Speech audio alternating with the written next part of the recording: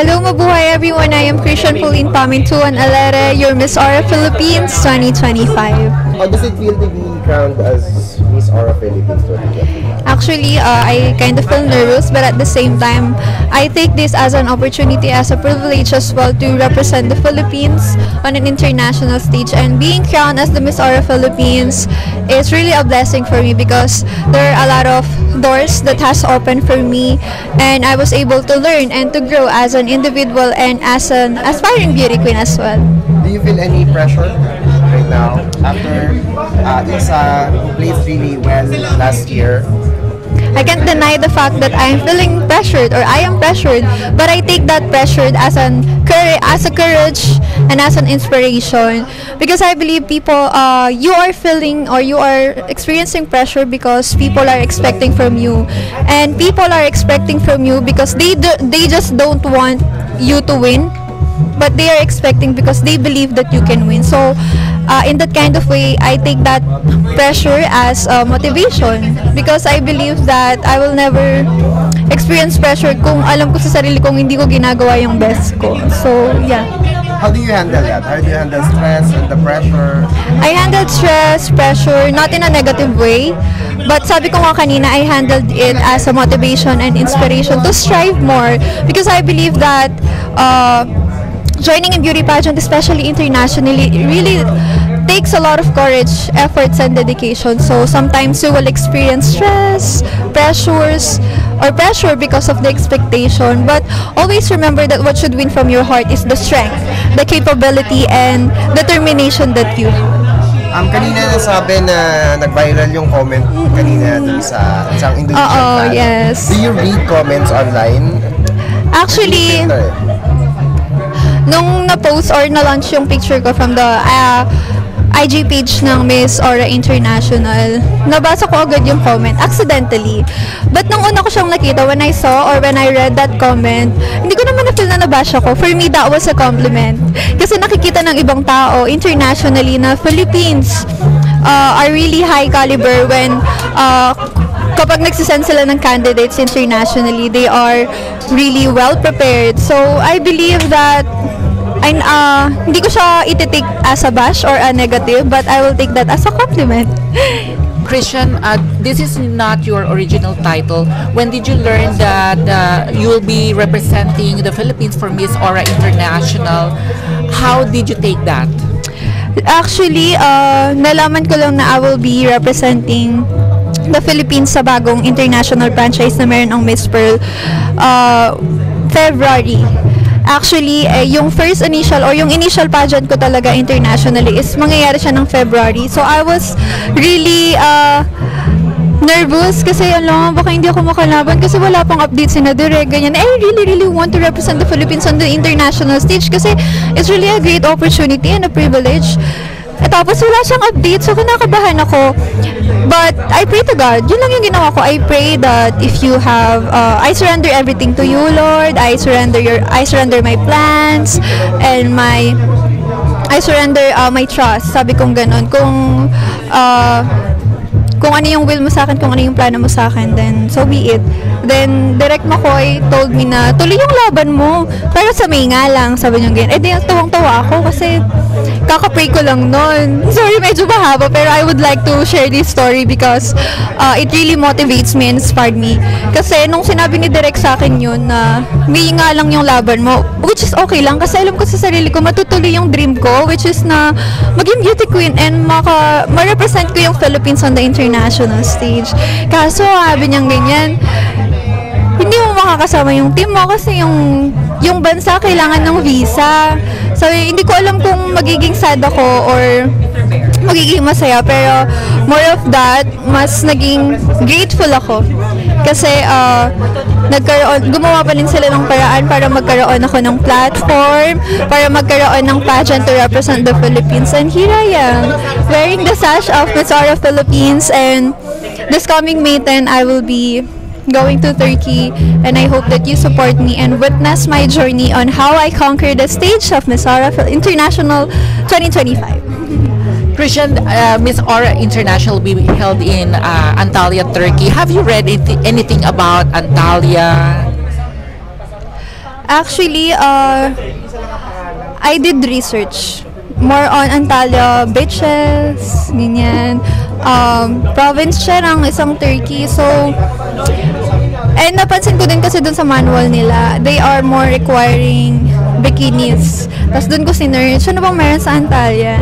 So, mas marami dun beach, mga scenery, and I'm really excited and looking forward to experience kung ano yung vibes and environment na meron doon. And nevertheless, I also research sa culture nila, tradition, and I'm working on it. So you will be traveling with your team or just isa lang? I will be traveling alone. Alone? Yeah. This is my first time traveling internationally, and sabi nga kanina ni Direk, which is ayoko sabihin kasi yun nga, first time ko rin sasakay ng airplane. And sobrang like doble-doble yung nervous ko talaga kasi ako lang mag-isa, malayo pa, tas first time ko pa. But it's okay. This is a great opportunity and experience for me na rin to na ma-cherish ko. May game plan ka na going to Turkey? Like, kasi mag-isa ka lang. How you handle yourself? We already have game plan and we are still working on it. Hanggat may time pa, I and my team, we don't want to settle for less. Meron pa akong mga 5 days or 6 days, ganyan. And every day, nagkakaroon kami ng pinapastrength namin yung game plan namin, knowing that I will be independent throughout my competition. Sa makeup, sa styling, everything. And I hope that aabangan nila yun. Marunong ka na, makeup, styling, yung sarili mo, kuha mo na siya yun. Before kasi, way back 2022, my handler, which is my makeup artist, already taught me on how to put makeup, kung paano ko naayusan yung sarili ko. However, as time goes by, which is nung umabot ako ng 20s ko, nag-iba yung hulma ng face ko, may mga enhance ako sa akin, ganyan, which is mas tinuruan niya ako ngayon kung paano i-achieve yung Latina look na lagi na kung paano ko humaharap or kung paano yung ayos ko sa iba't ibang angle ng camera. So yun, still working on that, pero alam ko sa sarili ko na kaya ko na siya. Have you spoke with any previous Miss Aura Philippines for any advice? Ate Isa, our Miss Aura International First Runner-Up 2024. I reached out her asking for an advice based on her experiences. Pero I understand that she has a busy schedule, but still looking forward to meet him, to have a Zoom call with her. Sorry. Pero ngayon, nung narinig ko kanina yung voice message niya, it really fuels my determination, my strength, and It boosted your yes, na parang lalaban ko talaga. And nakaka-pressure kasi first runner-up siya eh. And I want to make her proud na kinaya mag-first runner-up, kakayanin din natin mauwi yung second crown ng Miss Aura International 2020. Have you seen her performance last year? Napanood mo na? Yes! And before nung mga competition ko, before my national competition, which is the Miss Pearl, ayoko pinapanood yung performance ko kasi nakikringe ako. Pero yung sa Miss Pearl, it's a life game changer talaga siya. And paulit-ulit ko siyang pinapanood and paulit-ulit ko din babaunin yung memories na yun, yung experience na yun. And isa rin siya sa reason, or isa rin siya sa mga babaunin ko from this coming So now everything is ready, your national costume, your evening gown, your OOTDs, everything is ready.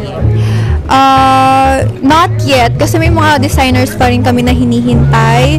Pero naniniwala ko na hindi matatapos yung week na to na hindi namin makukumpleto because pinili ko sila kasi nagtitiwala ako sa kanila and alam kong tutulungan nila. And still working sa pag-pack ng gamit ko, lalo na mag-isa ako. My question with, how did it came about, yung training mo kay CJ? Paano siya nangyari? Ate CJ and I has the same dentist doctor, which is si Doc Anwar. Hi, Doc Anwar. Then, he sponsored my session with Ate CJ. Pero bago yun, I reached out to Sir Rai. Sabi ko, Sir Rai, gusto ko magkaroon ng session kay Ate CJ kasi nga, ano siya, parang may something sa kanya na swerte. Sabi ko, gusto ko ako din. Kasi wala namang mawawala if to try natin, di ba? And gusto ko din talaga magkaroon ng experience na maturuan niya ako, ganyan. Na may ma-impart siyang knowledge sa akin when it comes to pasarela training, ganyan. Then I reached out to Sir Rai. Sabi ko, Sir Rai, gusto ko pa magkaroon ng session with Ate CJ. Can you please talk to Doc Anwar? Sabi ko, then Doc Anwar, hindi siya nagdalawang isip na, sige, go mo na yan, chat Ate CJ. Chinat ko sa Ate CJ, then ayun, nag-set siya ng schedule. She asked me kung ano available time ko, ganyan. And dapat April 28 pa lang matutuloy na siya, pero nagkaroon ng conflict sa schedule niya. Pero ngayon na-reschedule siya ng MASIC, and I'm looking forward na mamit siya agad-agad and magkaroon kami ng bonding together when it comes to pasarela training. Final message na lang sa mga fans, supporters mo. And where can they follow you, social media? Okay, to all the Filipino fans, especially sa mga fans ng pageantry, I hope that you prioritize kindness over hatred. And I hope that you show genuine support and love to every candidate that you are supporting. Yun lang. And if you guys want to follow me on my social media accounts, my IG account is Krishan. My Facebook account is Christian Pauline Alere, and to my TikTok is Christian as well. So yun lang. Thank you so much. Thank you very much, Christian. Best of luck. Thank you po. God bless po. Thank